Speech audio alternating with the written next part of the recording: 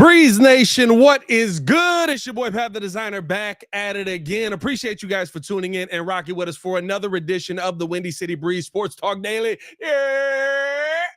Hey, listen, on today's show, got to react to practice 8 for the Chicago Bears. Bears back at it after an off day. Caleb Williams showing some really nice touch today. Got to talk about what we saw from the young quarterback. Also talk about some of the questions around this offensive line here at the moment. So we're going to talk about all that and more on today's episode of the Windy City Breeze Sports Talk Daily. Hit that like button, subscribe to the page, leave a 5-star review. Y'all know what to do. And make sure that you hit that notification bell because we will be alive, or we will be alive. We'll be live again at 6 p.m. tonight. Me and the full crew in the building. So make sure that you're tapped in with us over there as well. But just wanted to get this out here. Some of my quick takeaways from camp today.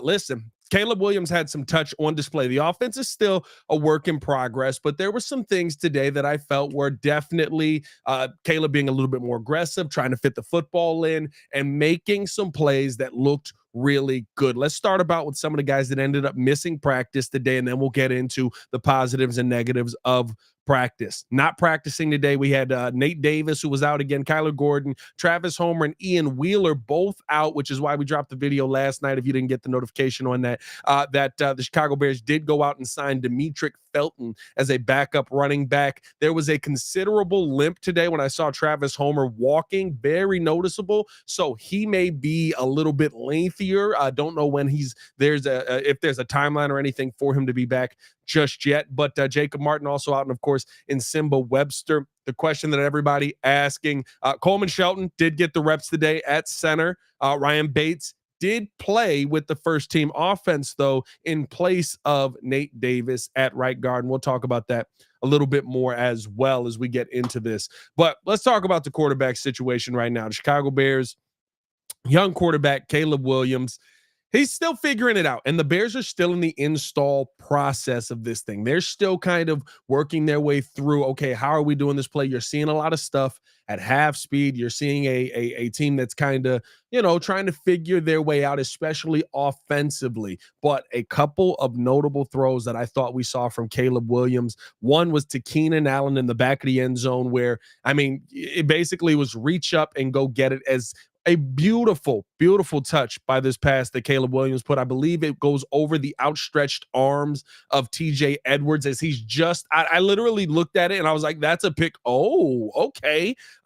Just put a really nice touch on it. All knew kind of where he wanted to go the whole time. Caleb talked about the play in his post-game presser, by the way, just in case you guys were wondering as we're here. Oh, 100 in the chat. No. Oh, hold on. We I ain't got no. There it is. Oh, hold on. No.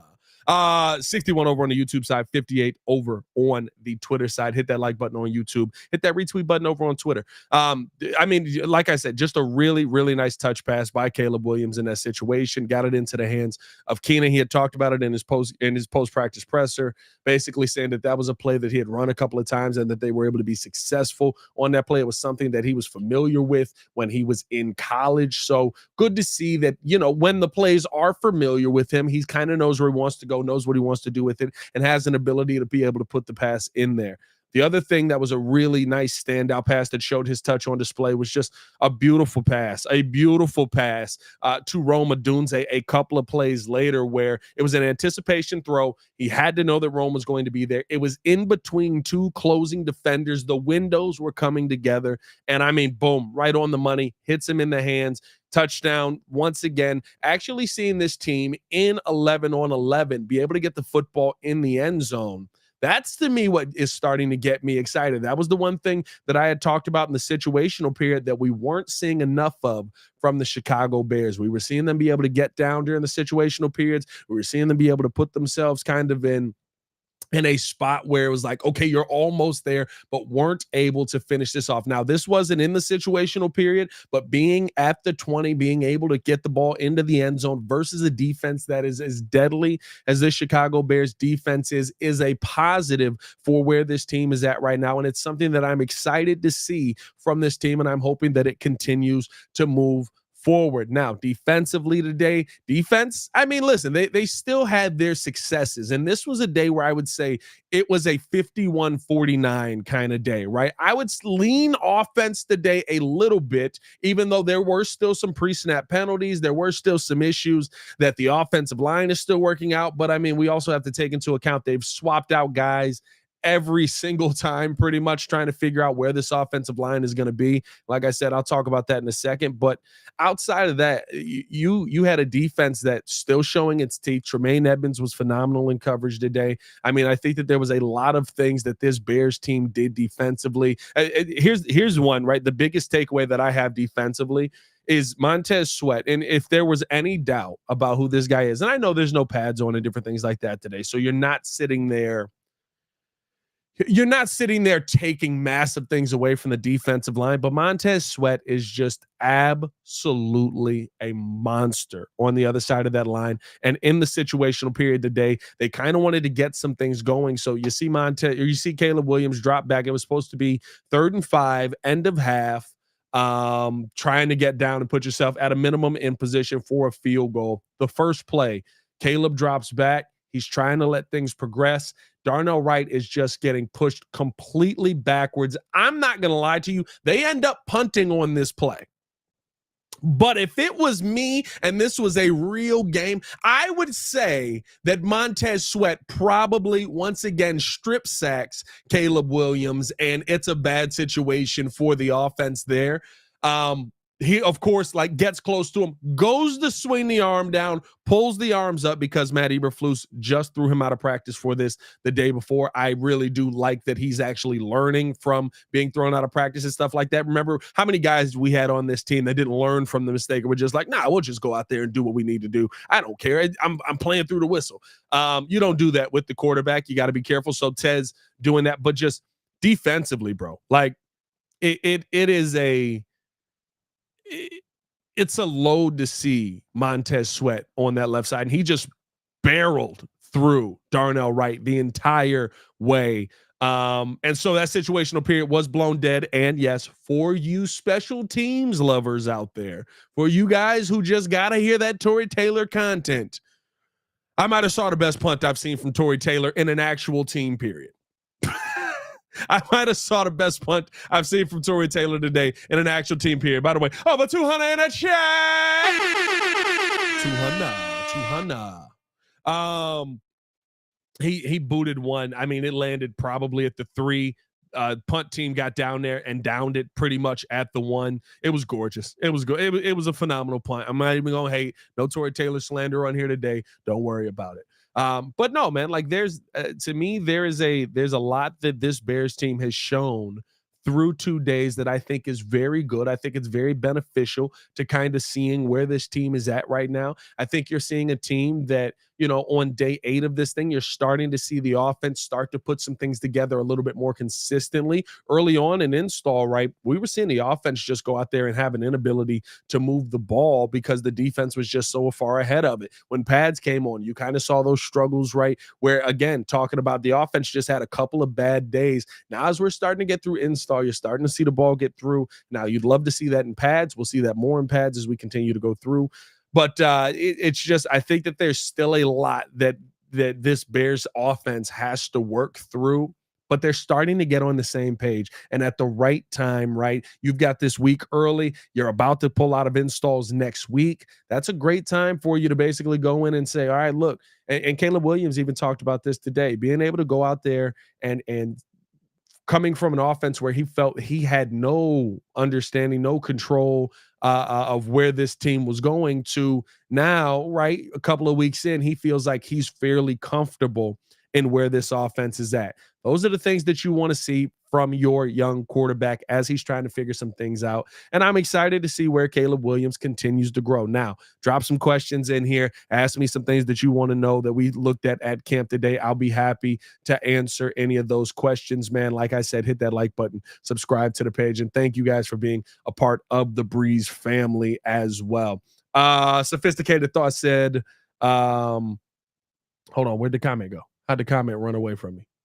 That's how these comments go, dog, when they coming in. Sophisticated Thought said, Matty Dub gave you a shout out, Breeze, for using some of your content on his. Yeah, shout out Matty Dub, man. Shout out Matty Dub. He even hit me up. Cool dude, man. Hit me up after, literally just like, hey, man, I want to make sure that, I'm good to use your stuff, brother. I'm not that guy. Just give me a shout out. Give me credit. That's all I care about. You know what I mean? Don't sit there and act like it's your content. But I'm not that guy to sit in there like, I can't believe that you would use my video. That's what the video's out there for. Stop playing with me. Baki said, so what you're saying, Pat, is you seen Tory Taylor, some Taylor time with the boot. Oh, yeah. Tory Taylor, listen, there's no question that Tory Taylor is really, really good at what he does. You saw that today. I think this special teams unit may be one of the better special teams unit in the NFL because of some of the versatility that they're going to have this season, especially with guys on kickoff and stuff like that, like with guys who are defensive ends that'll probably end up being on special teams. I think that you've got a good solid look at having some big bodies that are really fast on this team moving forward. So I'm excited about that as well. Chim Richards says, do you think the Bears have made up any ground on the NFC North champion Lions? I mean, listen, it's week 2 of training camp. I can't sit here and tell you whether this team has made massive improvements on a real football field because we haven't seen them play real football yet, right? We haven't seen them play against anybody. Do I think that the personnel has improved? 110%. There's no question about it. Do I think that you've got a room on multiple fronts offensively and defensively that looks like they kind of have an understanding of what their jobs are and how they can do those to the best of their ability? I think that plays into it as well.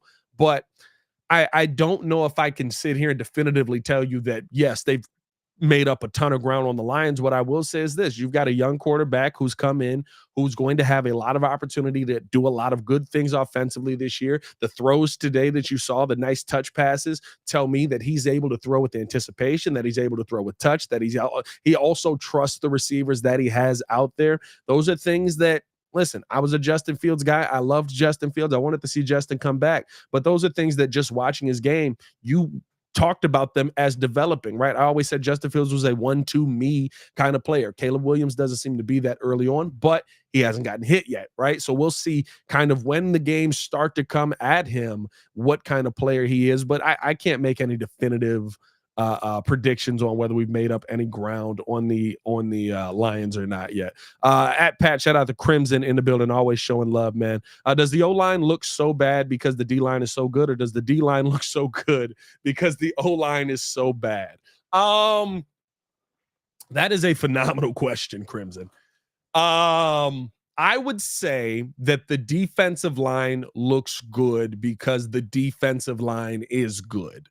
I think there's still questions there. I think that opposite defensive end is the major question, but I saw Javon Dexter manhandle both of the centers and be quick. And this is when he was in pads, right? This is all I can go off of online is the 2 days that these guys are in pads. I saw him be able to go out there and basically manhandle the centers that were in front of him. Now he's got to stack those plays and do it a little bit more consistently, but I thought that he was a really good sign on this defensive line. And because of that, I think that the rest of the line improves. How many quarterbacks are going to run into Montez Sweat because they got pressure up the face trying to get away from Javon Dexter, right? Like those are the things that you really want to see this team kind of show here. I think on the flip side of that, though, that the offensive line, I think the questions are because you're not seeing any consistency in there.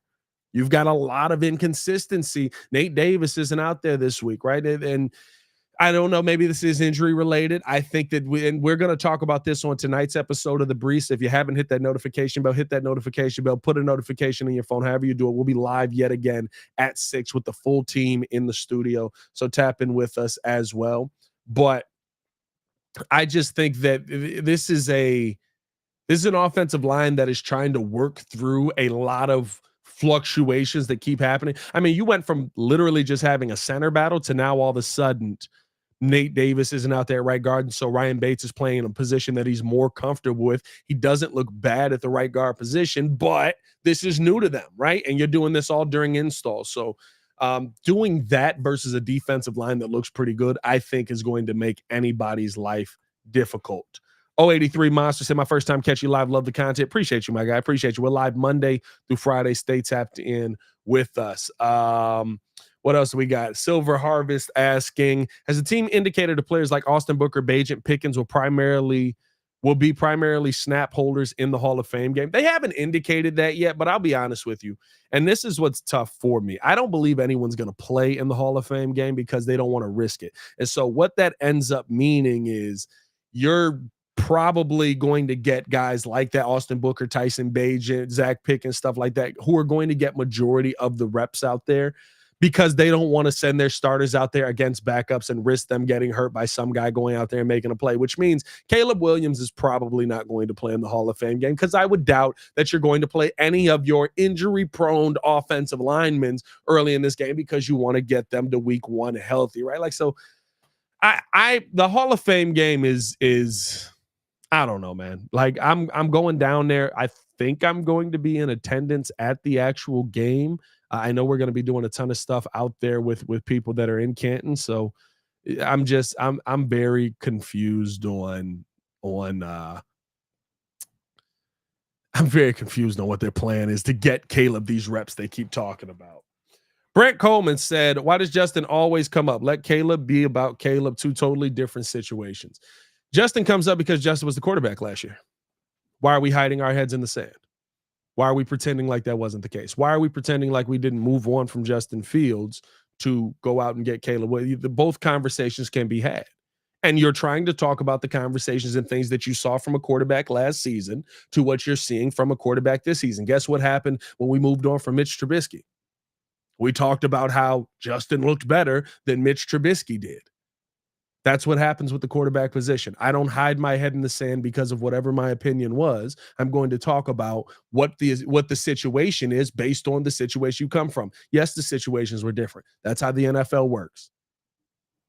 Yeah, I mean, has Velus Jones solidified his shout out to 2 times? Has Velus Jones solidified his kick return spot yet? I think so. I think that happened before the season started, though. You know what I mean? Like, let's be real. Velus has nudes on somebody. Velus got nudes on somebody. We don't have to pretend he doesn't. You know what I mean? You know what I'm saying? Like, there's no way he should still be out here. But what I will say is this.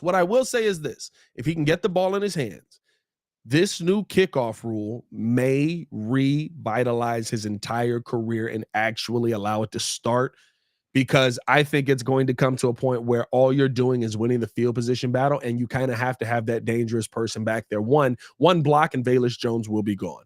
2, eventually, if he runs a couple of them back, now he has to do that, but if he runs a couple of them back,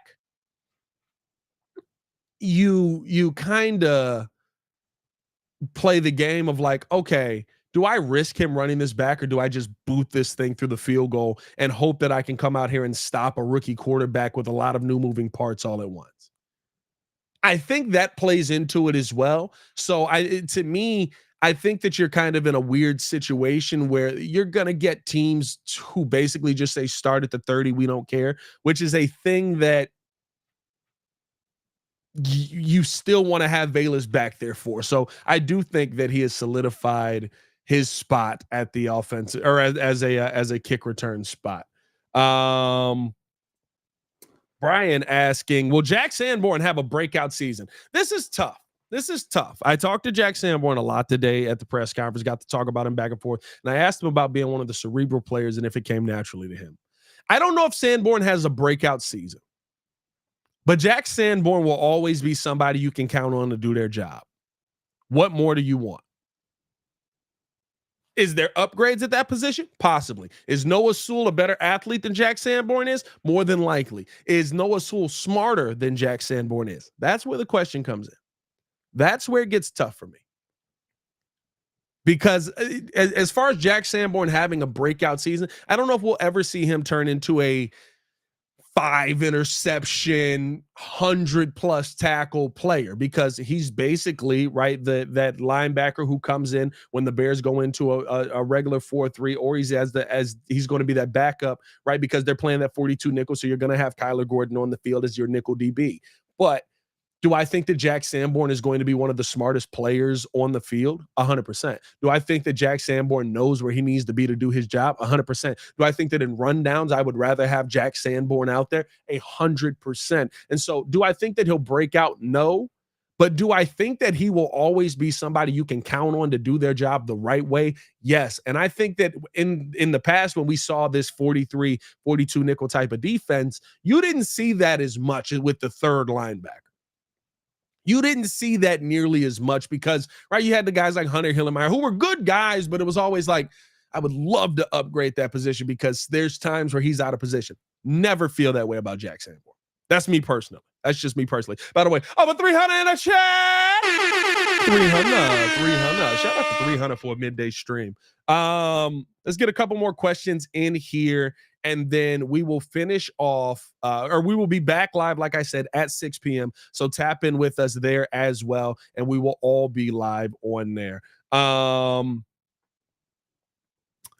Joe Lavesia.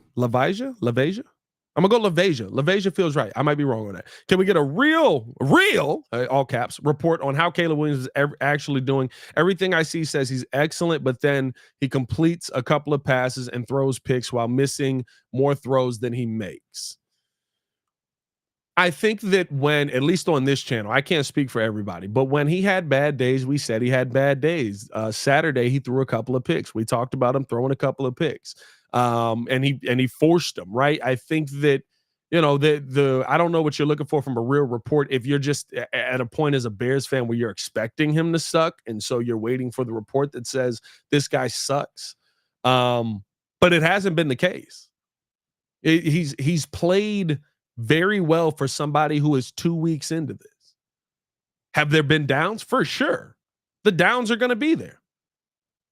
But I would say if you're talking about more ups than downs, more pros than cons, and I don't think it's just that the defense has been that good. I think that it's Caleb Williams has learned from some of his mistakes and adapted and played better.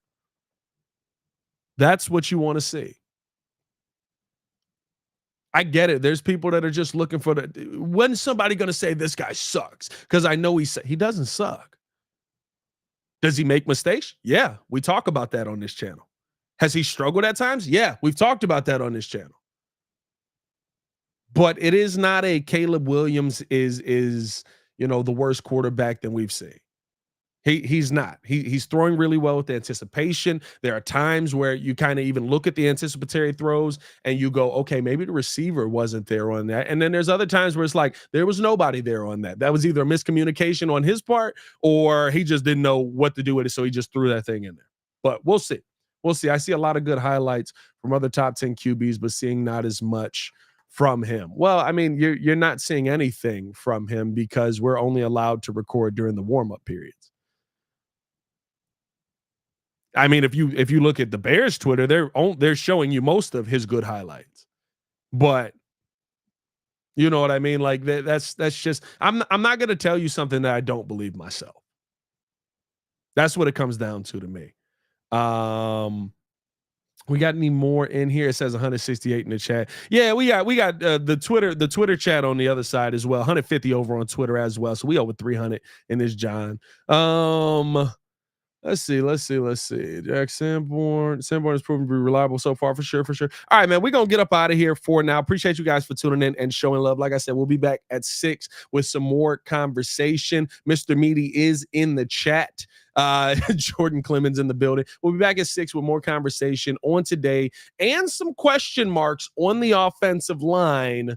Could we see some interesting camp cuts? Stay tapped in with us on this channel. If you haven't done so, hit the like button, hit that notification bell when you hit the subscribe button so you get notified when we go live at 6 as well.